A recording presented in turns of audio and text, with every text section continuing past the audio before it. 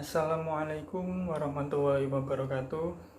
Perkenalkan, nama saya Ahmad Danisyah Millennium Rohim, mahasiswa jurusan S1 Akuntansi Universitas Tikubang, Unisbank Semarang.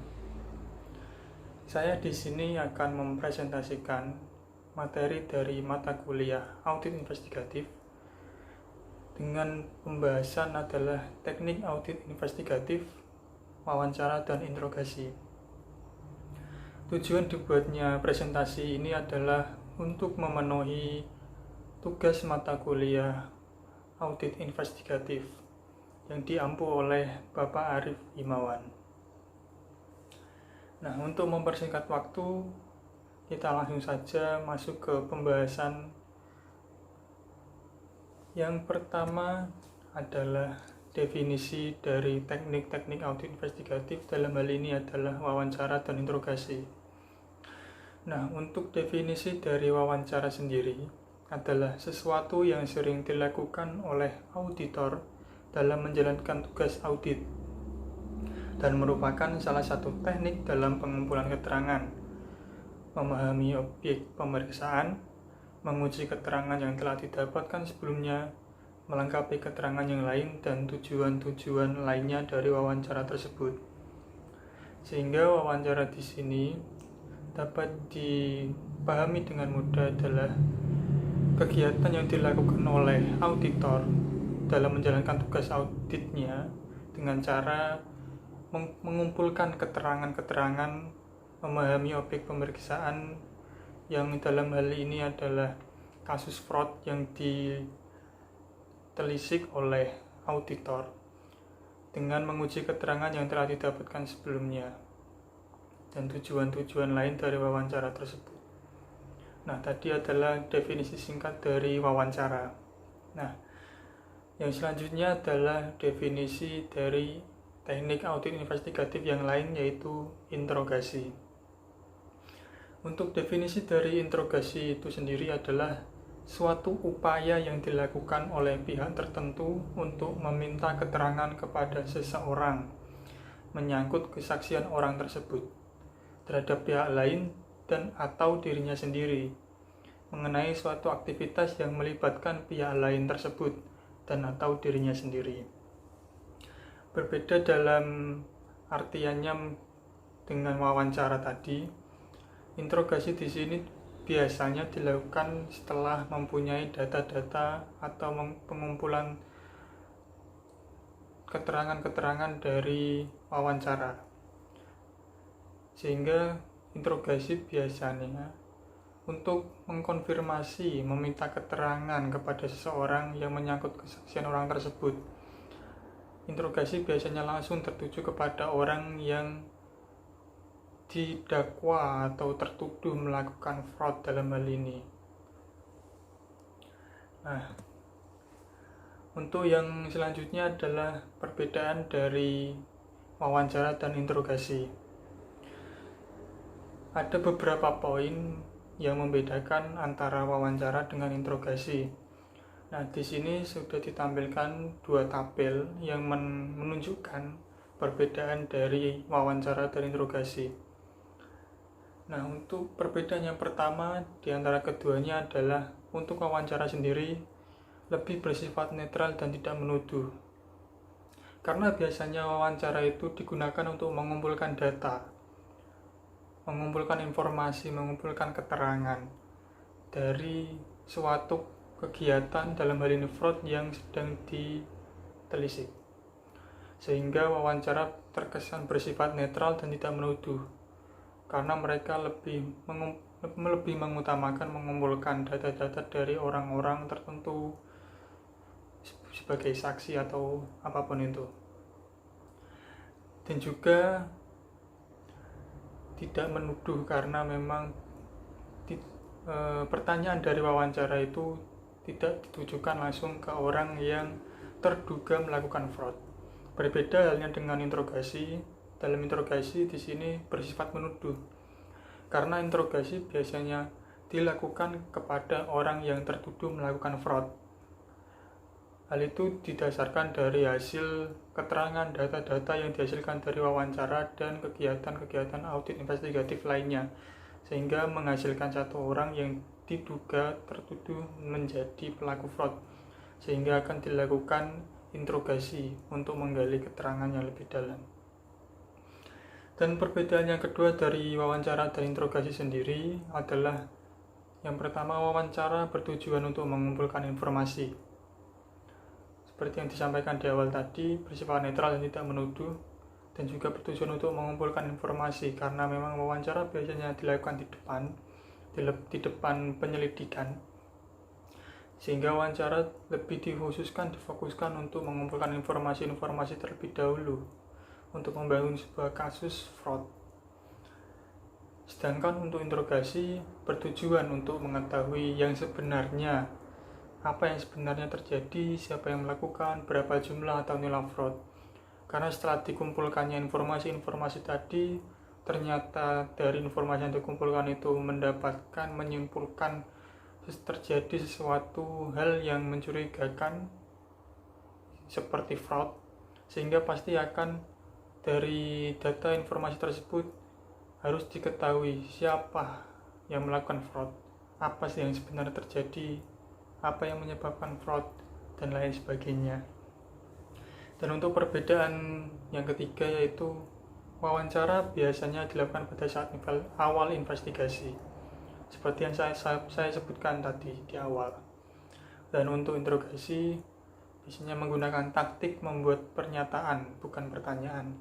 Karena interogasi bersifat menuduh, sehingga bukan lagi pertanyaan yang diajukan, tapi pernyataan yang berasal dari informasi-informasi yang didapatkan, sehingga akan mendapatkan apa yang diinginkan, seperti mengetahui yang sebenarnya terjadi, siapa yang melakukan, ataupun berapa jumlah nilai fraud kepada orang yang tertuduh tadi.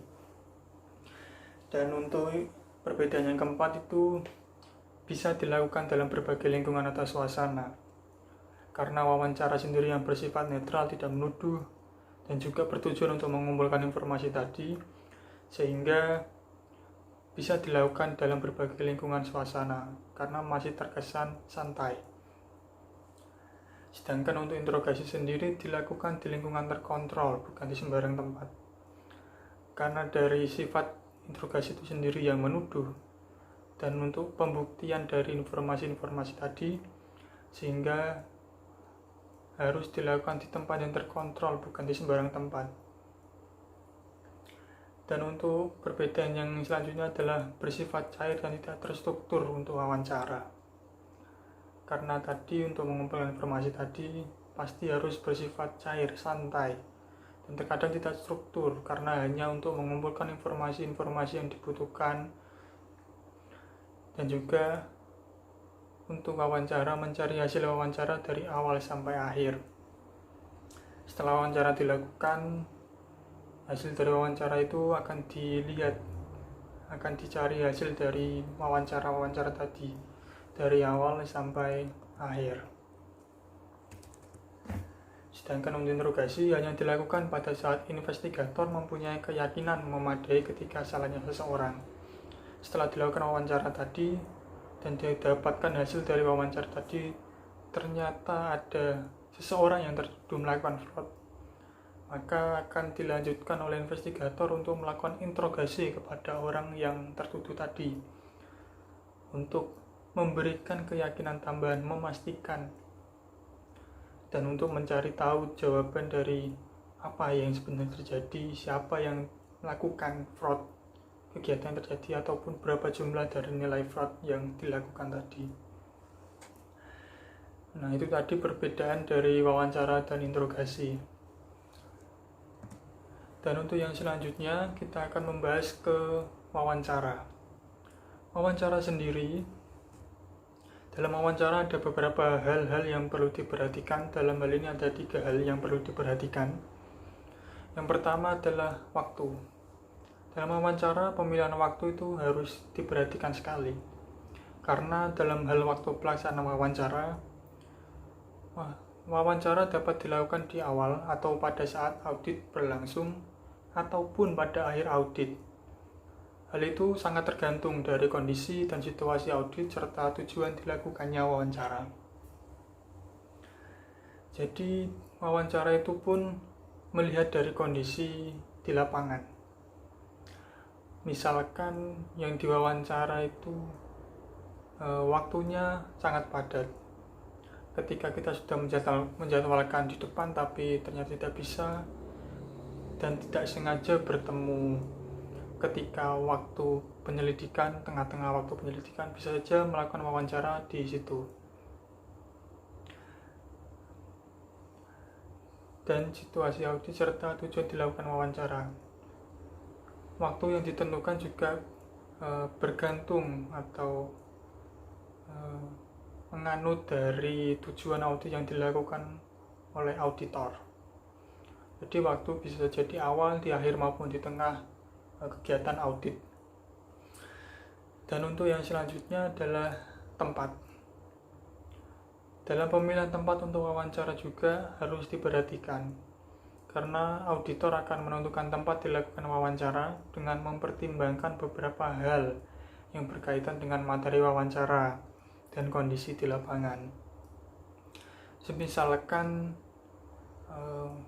auditor ingin mencari informasi mengenai tempat atau kapan terjadinya wawancara itu tepatnya, maka biasanya akan mencari tempat untuk dilakukan wawancara adalah di tempat atau di lokasi yang diduga menjadi lokasi tindak kejahatan fraud tadi. Sehingga dari tempat yang sudah ditentukan oleh auditor tadi akan lebih menambah informasi keyakinan dari auditor atas hasil wawancara yang sudah dilakukan. Nah, untuk hal yang ketiga yang perlu diperhatikan ketika melakukan wawancara adalah dokumentasi. Hal ini terkait dengan kertas kerja yang menjadi modal auditor, sekaligus juga menunjukkan kemampuan, kompetensi, dan keterampilan auditor dalam melaksanakan tugas audit. Dokumentasi wawancara dapat berupa tulisan, media elektronik, atau media lain yang digunakan dalam kaitan dengan pembuktian bahwa wawancara benar-benar dilakukan untuk memperoleh informasi yang diinginkan dan tanpa adanya kesan yang mengada-ada atau melakukan penekanan yang mengakibatkan informasi tidak sesuai dengan adanya. Sehingga setelah waktu tempat tadi sudah ditentukan, yang diperhatikan dengan seksama ketika melakukan wawancara. Hal yang ketiga yang perlu diperhatikan adalah dokumentasi. Ketika wawancara dilakukan dengan waktu dan tempat yang sudah diinginkan oleh auditor, maka ketika wawancara tersebut berlangsung, tentu dokumentasi adalah sesuatu hal yang sangat penting untuk dilakukan ketika wawancara. Selain sebagai bukti, wawancara juga sebagai hal untuk meyakinkan kepada auditor ataupun kepada penyidik bahwa wawancara yang dilakukan itu murni atau asli tanpa adanya paksaan atau penekanan dan juga pengada-ada dari auditor maupun pihak yang diwawancara. Dan hal itu pun juga harus ditulis pada kertas kerja, seperti halnya siapa narasumber yang diwawancara, waktunya kapan wawancara tersebut, maupun tempat dilaksanakannya wawancara tersebut. Nah, untuk yang selanjutnya ada teknik dasar wawancara. Dalam wawancara sendiri ada beberapa teknik dasar yang harus dikuasai ketika akan melakukan wawancara. Antara lain dari teknik dasar yang harus dikuasai dalam wawancara adalah yang pertama ada kematangan pribadi. Dalam hal ini si pewawancara. Kematangan pribadi di sini mencakup yang pertama ada sikap mental. Sikap mental di sini sangat berpengaruh ketika wawancara sedang berlangsung. Karena jika semisal saja pewawancara tidak mempunyai mental yang kuat atau terbiasa dengan ngobrol ataupun ngomong dengan orang yang belum dikenal, bisa saja mental dia akan down. Sehingga terkadang ketika mental sudah down karena tidak terbiasa mengobrol dengan orang lain yang belum dikenal, materi-materi yang sudah disiapkan, pertanyaan-pertanyaan yang sudah disiapkan terkadang akan lupa, blank. Karena dari mental dia yang down tersebut, karena dia terbiasa dengan mau wawancara, ngobrol dengan orang asing. Dan juga kematangan pribadi mencakup kemampuan pengetahuan yang dimiliki. Pengetahuan dalam hal ini adalah pengetahuan dalam hal audit investigatif dan juga wawancara maupun kasus yang sedang dilakukan, sedang diselidiki. Ketika pengetahuannya sedikit, maka hasil informasi pertanyaan-pertanyaan yang diajukan pasti juga akan lebih sedikit, sehingga keinginan untuk mendapatkan informasi yang memadai dari narasumber akan sulit untuk dicapai karena sedikitnya pengetahuan yang dimiliki atas kasus yang diselidiki oleh auditor. Nah, kematangan pribadi yang terakhir juga mencakup penampilan fisik. Penampilan fisik di sini adalah karena terkadang orang akan lebih menghargai lawan bicara ketika mempunyai tampilan yang enak dipandang, sedap dipandang. Jadi ketika mempunyai penampilan fisik yang bagus, enak dipandang, lawan bicara akan lebih enjoy, lebih santai, lebih enak untuk memberikan informasi-informasi yang diperlukan oleh auditor. Sehingga informasi yang diperlukan akan lebih memadai untuk membangun kasus, untuk melakukan penyelidikan lebih lanjut. Dan yang kedua adalah gaya dan karakter. Gaya dan karakter juga menjadi teknik dasar yang harus dikuasai oleh si pewawancara. Gaya dan karakter ini mencakup 4 aspek. Yang pertama, intonasi suara. Intonasi suara akan lebih meyakinkan lawan bicara dengan intonasi suara yang sesuai pada tempatnya, tidak terlalu tinggi seperti nada orang marah ataupun suara yang kecil merintih. Jadi intonasi suara sangat berpengaruh dan juga akan menjadi bahan penilaian dari lawan bicara tentang si pewawancara. Karena bisa saja ketika intonasi suara yang dihasilkan tidak sengaja tinggi, bisa saja si narasumber akan merasa tersinggung karena merasa dibentak oleh si pewawancara. Sehingga intonasi suara itu sangat perlu untuk diperhatikan oleh pewawancara ketika melakukan wawancara kepada narasumber. Dan yang kedua adalah tatapan mata. Orang akan lebih merasa dihargai ketika dia berbicara, orang akan menatap kedua bola mata. Karena itu berarti ketika dia bicara benar-benar didengarkan oleh lawan bicara. Sehingga ketika dia merasa nyaman karena merasa omongannya didengarkan, maka sesi wawancara akan lebih santai dan bisa berlangsung lebih lama dan juga mendapatkan informasi yang lebih banyak. Dan yang ketiga ada ekspresi wajah. Ekspresi wajah pasti tentu saja tidak mungkin kita ketika mewawancarai seorang narasumber dengan menggunakan ekspresi wajah marah ataupun suram, muram.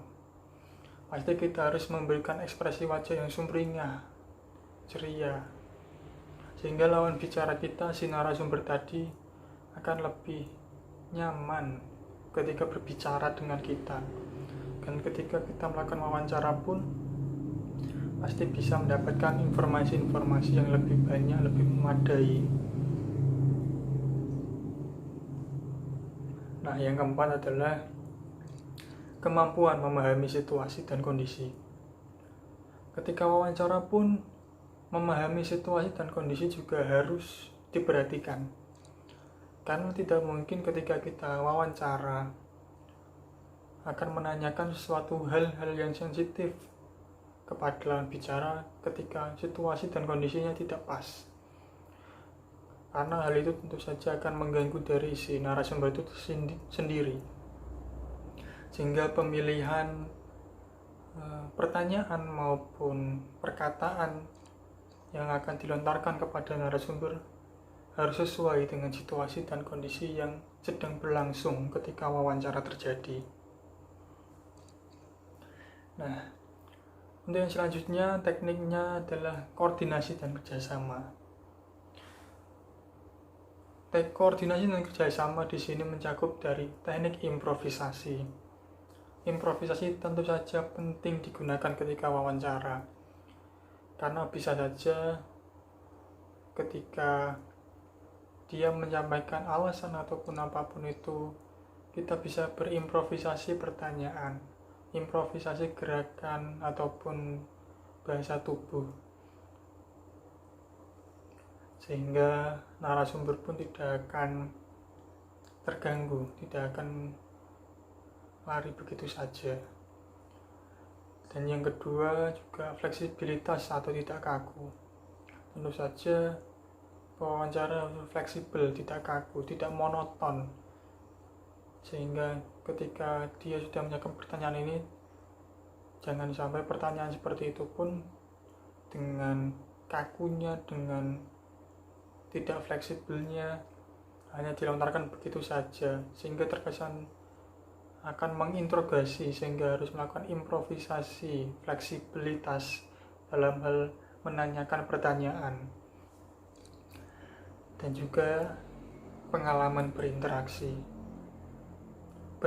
dengan orang lain, dalam hal ini juga wawancara terutamanya, pasti memerlukan pengalaman juga. Karena ketika pengalaman yang sudah lama, ketika pengalaman berinteraksi tadi akan lebih memudahkan pewawancara untuk mendapatkan informasi, sehingga dia pun juga sudah tahu akan berimprovisasi seperti apa dengan melihat dari gerak-gerik narasumber, bahasa tubuh narasumber, gaya bicara narasumber, sehingga akan lebih bisa melakukan improvisasi sehingga lebih fleksibel nantinya, karena sudah terbiasa melakukan wawancara terhadap orang-orang yang berbeda. Nah, tadi adalah teknik dasar wawancara. Dan selanjutnya adalah karakteristik pewawancara. Untuk memperoleh hasil wawancara yang memadai, maka wawancara seharusnya dilakukan oleh auditor investigatif yang mempunyai karakteristik sebagai berikut. Ada 7 karakteristik yang sebaiknya bisa disesuaikan oleh pewawancara, sehingga akan mendapatkan informasi yang baik, yang memadai dari narasumber. Karakteristik pewawancara yang pertama adalah pewawancara harus adalah orang yang mudah bergaul, berbakat dalam berinteraksi.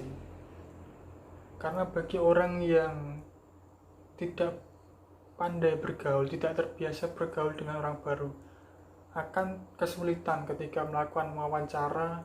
Dalam hal ini tentunya pasti orang yang tidak mereka kenal, sehingga terkadang karena tidak terbiasanya berbicara dengan orang lain, bisa saja akan mentalnya akan down, dan juga materi-materi pertanyaan yang ingin diberikan juga bisa saja blank, lupa. Dan yang kedua adalah ingin membuat orang lain berbagi informasi. Pewawancara juga harus pintar membuat orang lain terperdaya dalam hal ini, agar memberikan informasi-informasi yang dibutuhkan oleh pewawancara untuk kasus penyelidikan fraud, sehingga pewawancara akan mendapatkan lebih banyak informasi ketika orang yang diwawancarai tersebut terperdaya dengan kata-katanya, dengan bahasa tubuhnya, penampilannya ketika melakukan wawancara tadi. Dan untuk karakteristik yang ketiga adalah pewawancara tidak akan menginterupsi responden dengan pertanyaan yang tidak penting. Nah, ketika pewawancara mendapatkan informasi yang didapatkan, semisal dia menanyakan satu pertanyaan dan mendapatkan jawaban dari pertanyaan tersebut, maka pewawancara janganlah menginterupsi jawaban dari responden tadi dengan pertanyaan lainnya yang sekiranya tidak penting. Karena hal tersebut akan membuat narasumber akan berpikir, saya tidak usahlah membagi informasi ini, ternyata dia terlalu banyak ingin tahu atau mungkin terkesan tidak mudengan. Nah, sehingga narasumber akan tidak tertarik untuk memberikan informasi. Nah, untuk karakteristik yang keempat adalah dapat menyusun pertanyaan yang spesifik yang bisa membuat responden secara sukarela memberikan informasi. Pewawancara juga harus pintar menyusun pertanyaan-pertanyaan yang spesifik, namun tidak terkesan menginterogasi. Sehingga hal ini sangat penting untuk dilakukan pewawancara agar pertanyaan maupun jawaban-jawaban yang dibutuhkan oleh pewawancara semuanya dapat tercantum, sehingga tidak ada lagi pertanyaan-pertanyaan yang masih grundel, masih terngiang-ngiang di auditor.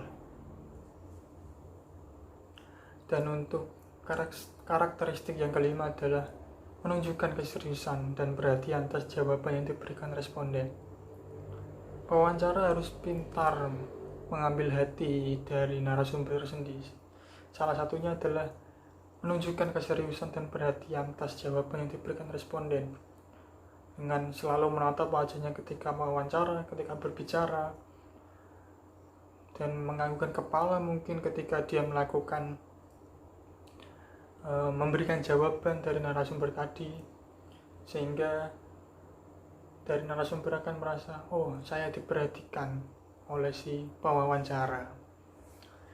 Dan untuk karakteristik yang keenam adalah cara mengajukan pertanyaan tidak dengan sikap yang menyalahkan, tapi seharus seperti orang yang ingin tahu,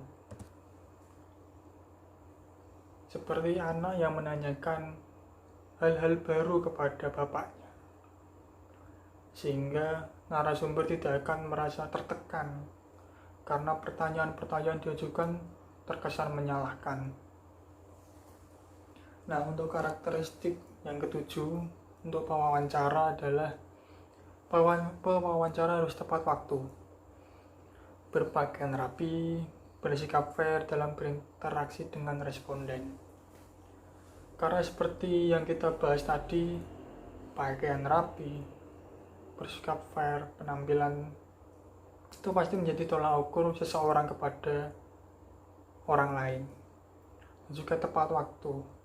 Ketika akan melakukan wawancara, jangan sampai narasumber yang datang lebih dulu dibandingkan pewawancara, karena akan terkesan bahwa si pewawancara tidak niat akan wawancara yang dilakukan.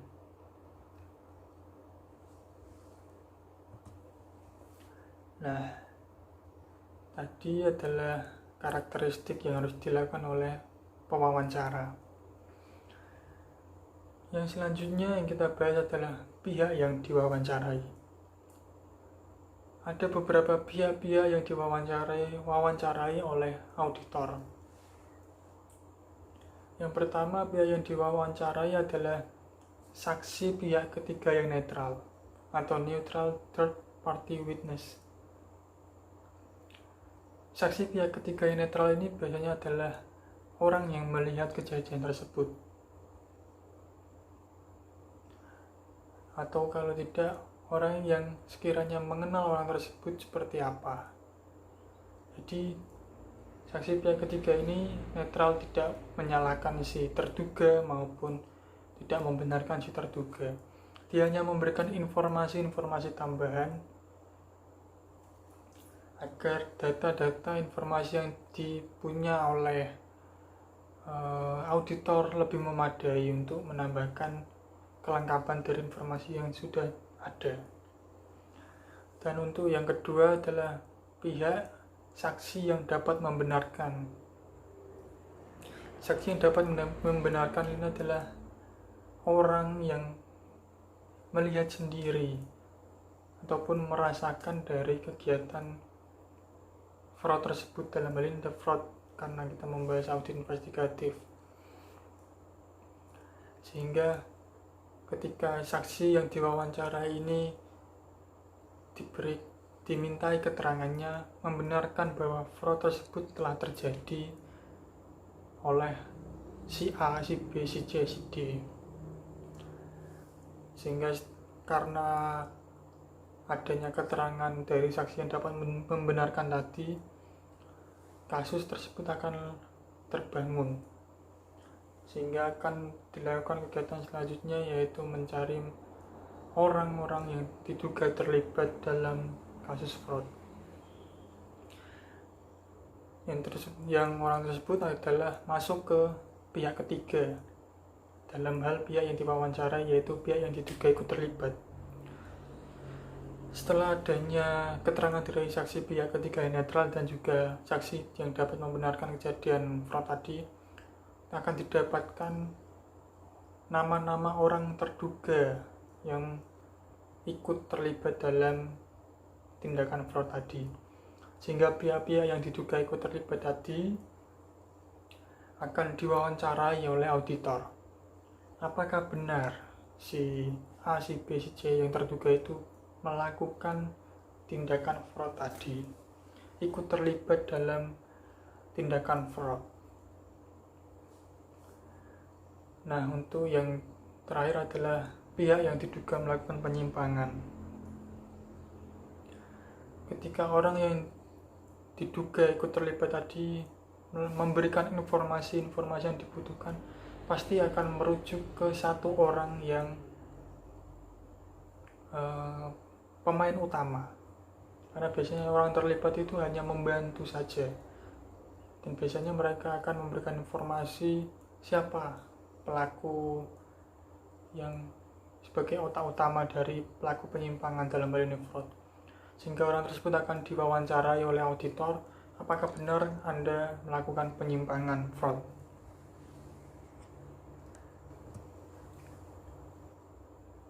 Dan selanjutnya adalah manfaat dari melakukan wawancara sebelum interogasi.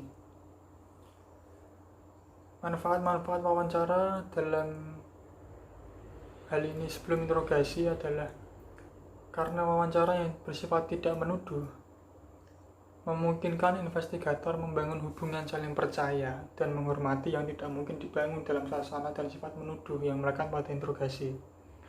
Karena adanya rasa saling percaya dan menghormati tadi, bisa saja dari si narasumber akan memberikan informasi secara sukarela, karena tidak adanya tekanan dan adanya rasa saling menghormati dan saling percaya antara narasumber dan juga pewawancara.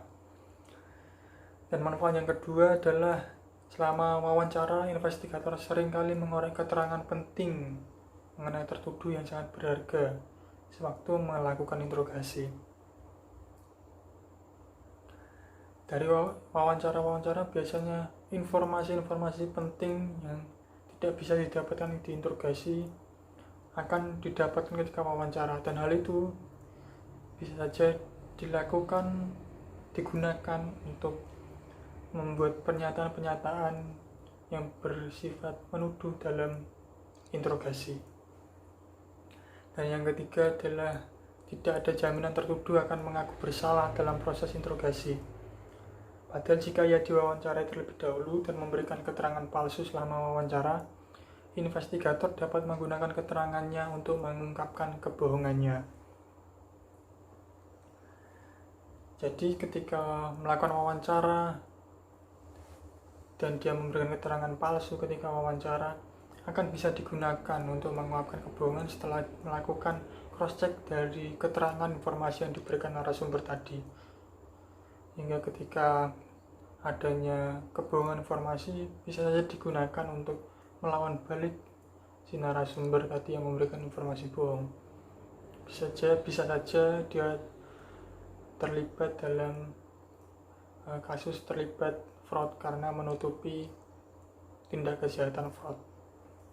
Dan keuntungan manfaat dari wawancara yang keempat adalah ada keuntungan psikologis bagi investigator ketika melakukan wawancara.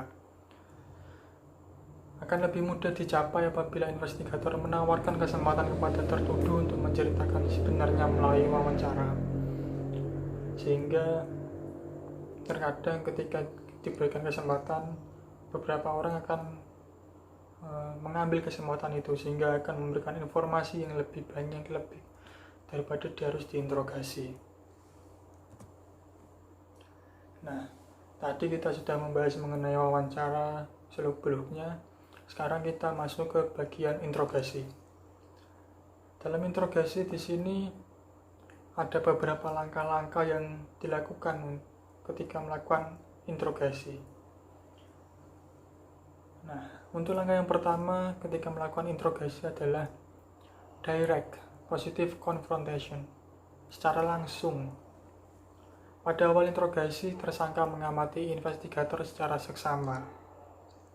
Ia menilai apakah investigator yakin bahwa ia bersalah tanpa keraguan sedikit pun. Investigator menembakkan sangkaannya secara langsung, secara direct langsung, dan mengkonfrontasi tersangka secara tegas.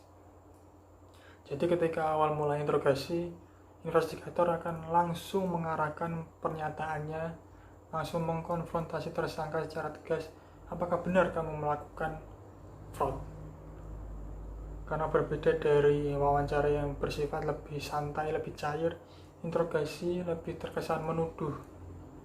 Karena bertujuan memang untuk mencari apa yang sebenarnya terjadi, siapa yang melakukan, ataupun jumlah nilai yang ada dalam fraud.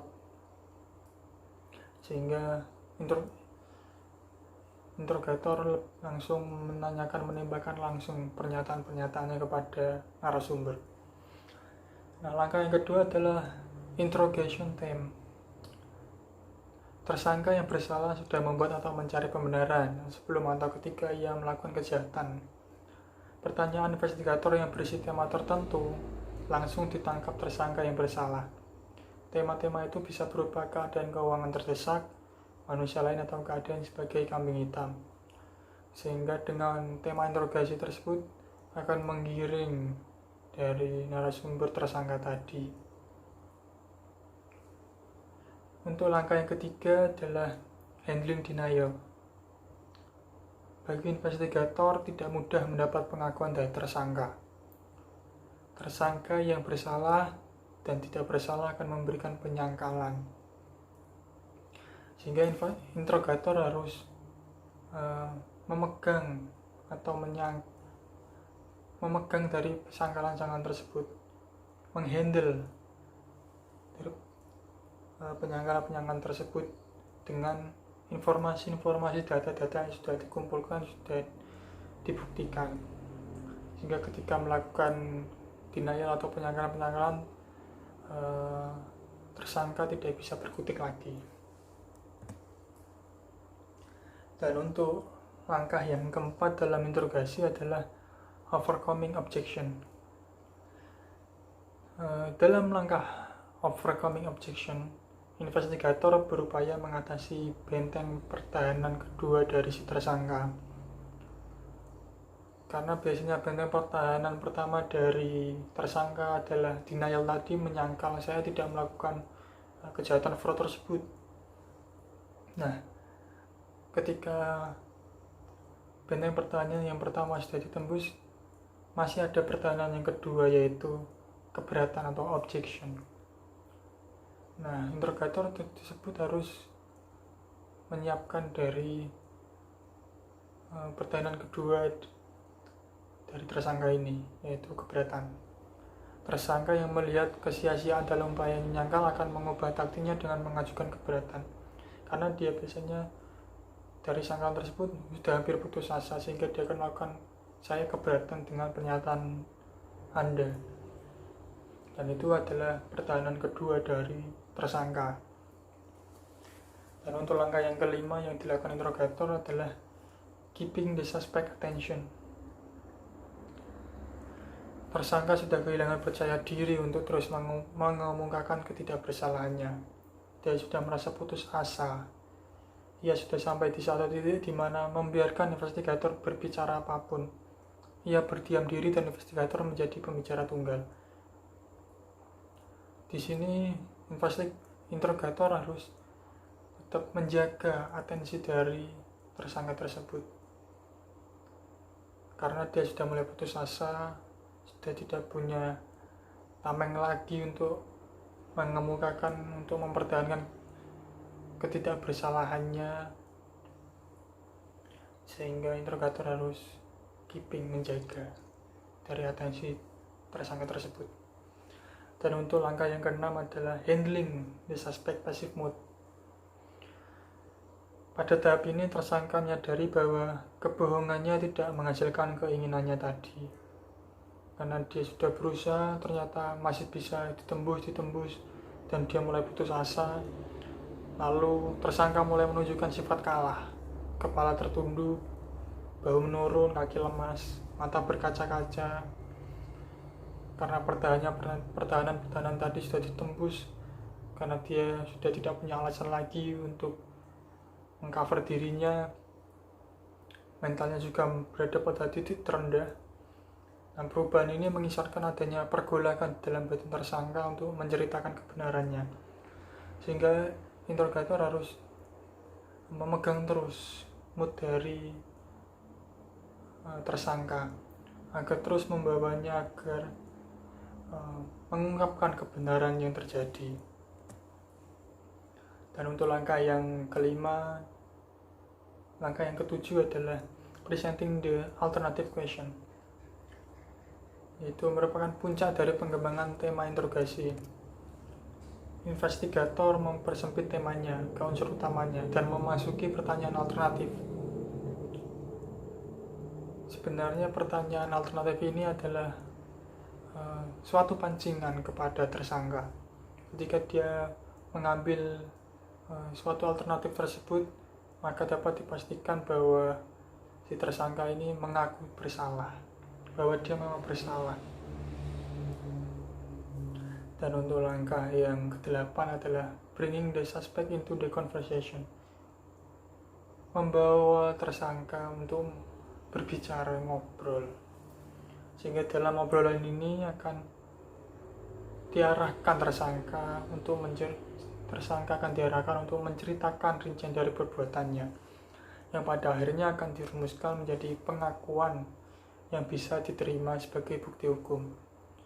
Sehingga interrogator harus pintar-pintar mengajak si tersangka untuk berbicara terus-menerus, melakukan pembenaran atas kesalahan-kesalahan yang dilakukan, membenarkan pernyataan-pernyataan yang disampaikan oleh auditor. Apakah benar kamu melakukan tindakan fraud di perusahaan ini dengan nilai sekian?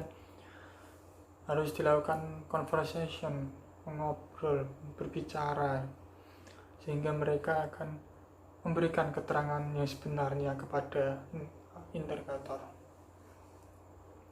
Dan langkah yang terakhir adalah the written confession. Pada puncaknya, tersangka akan memberikan pengakuan secara tertulis bahwa dia benar melakukan kesalahan, melakukan tindakan fraud tadi. Dengan melakukan pengakuan secara tertulis bahwa saya melakukan kejahatan tersebut.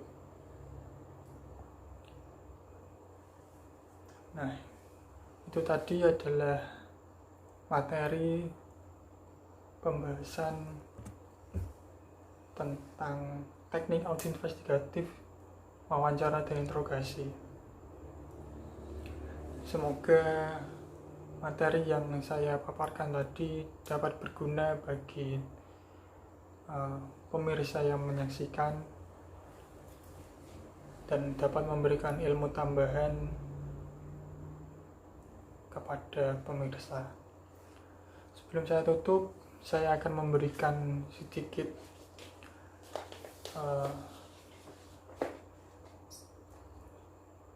petuah, sedikit nasihat yang saya kutip dari Ernest Holmes, seorang penulis, seorang guru, dan juga seorang pemimpin pemikiran baru Amerika,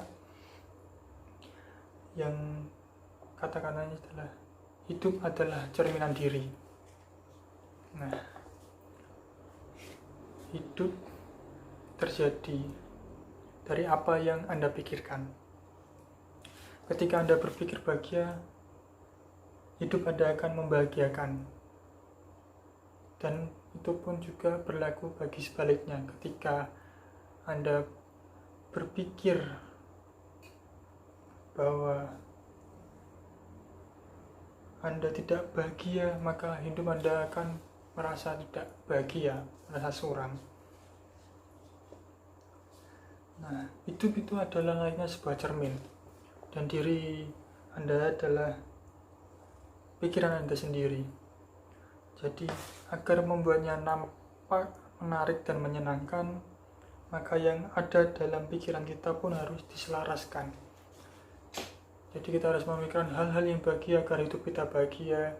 Jangan memikirkan hal-hal negatif, hal-hal yang toksik, karena itu akan membuat hidup kita akan menjadi tidak bahagia, berantakan. Semoga kata-kata tadi dapat menginspirasi pemirsa semua. Dan untuk mengakhiri presentasi saya mengucapkan terima kasih atas perhatiannya, dan mohon maaf apabila banyak salah kata, mohon dimaafkan. Wabillahi taufiq wal hidayah. Wassalamualaikum warahmatullahi wabarakatuh.